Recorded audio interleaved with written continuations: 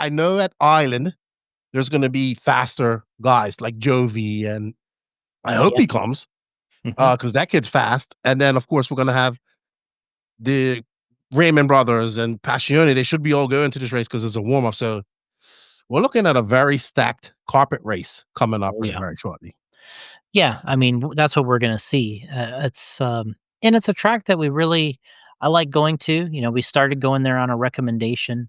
I don't know if it was from, was it was from, Tor Ott, I believe, that gave us the recommendation. Either him or Joe Zaire, one of the 2 gave us this recommendation to go to, Island, to race, and I'd never been there. I just looked at the photos online. I said, "Hey, I trust these guys. They've been to our races, and let's do it." And we went there, and it's a cool building, and it's a cool racing atmosphere. I think that we're going to have there, and obviously, we're going to see some more battles. We're going to see some of these disagreements. We're going to see some of these people not happy here and there because that honestly, it's a lot of today's racing is like that because especially when you're going to have carpet or high traction dirt, there really only is one line to race.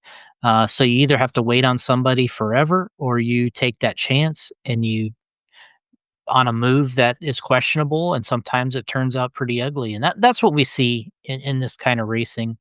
I don't necessarily blame the drivers the way it kind of pans out at times. I don't think anybody is really malicious out there and just trying to take everybody out because usually when you try to take somebody out, you have to be pretty good at it to drive away yourself without having a problem. So I think it's stuff that happens due to the nature, the speed of this, the one line nature of the racing, and the way it goes. That's why it's important to qualify well and put yourself in the position where you're the one that somebody has to take out to win, because then chances are things are on your side with races, officialing, officials and replays. We went into that. We did some replays there at at RC1. So we've gotten into a little bit of all of it so far. Between Lance and myself, you were there, Danny. We had a nice little crew watching the races and trying to make some decisions and trying to give the racers the benefit of the doubt at times to go back and take a second look at some of these things and determine if it's overrulable type of thing. Makes it kind of fun and adds a different element to it. And I think we've been pretty successful having good races so far, and the right people are winning. Yeah, and wow, we could go. This segues great into my next topic, which is hot carpet, hot temper, Mhm. and this is something that it's not unique to at RC1. We're seeing this happen over in Europe. This has been a great discussion. We see this happen to Ronafal, Orlowski, because these, like you said, these guys are going so fast. You give them all the speed that they can handle, and there probably is a little bit that they can handle, Mhm. and they're going to push it to the limits. And we saw this come to a head at INS, which kind of brought one of the moments that I like. I think I always say this. I told Danny Paz after this, I said, from now on, we will be positioned at the bottom of the driver's stand as much as possible. Somewhere we just come out and see this, right? Because coming off the driver's stand, you get to see all the raw emotions. You get to go stick a microphone in this guy's faces, and you get all of that, which I like because we need that. Yeah. But Tater, I mean, it started with Tater and Aydin. They were kind of going back and forth all weekend. Mhm. Lance had to pull him over. Tater's like, yeah, I'm blocking him. I don't care. I don't have to get out of his way. Tater was struggling. He had massive, massive electronic problems Mhm. with his two-wheel drive and four-wheel drive. He was okay.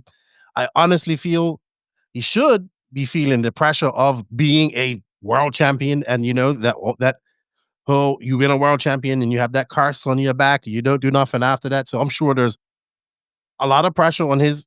He's a very young kid. He's what, 18, 19, so he's still young. If that. He's got he's got pressure to do well. Aydin is trying to do well as well. He's got pressure. They got mixed things coming on.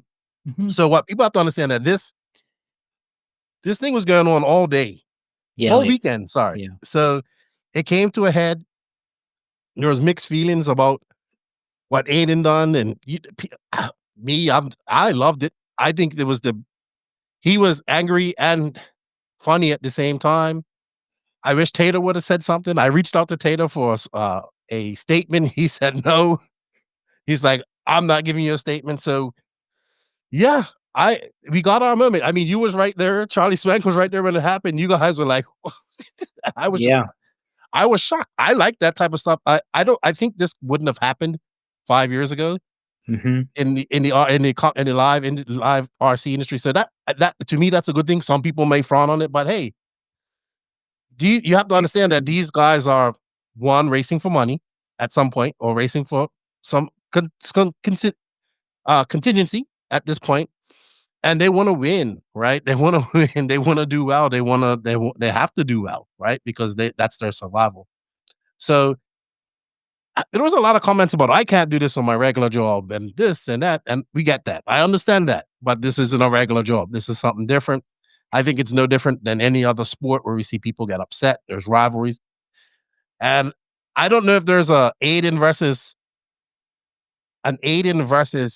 Tater rivalry at the moment, but I would definitely say there is an XRAY associated rivalry brewing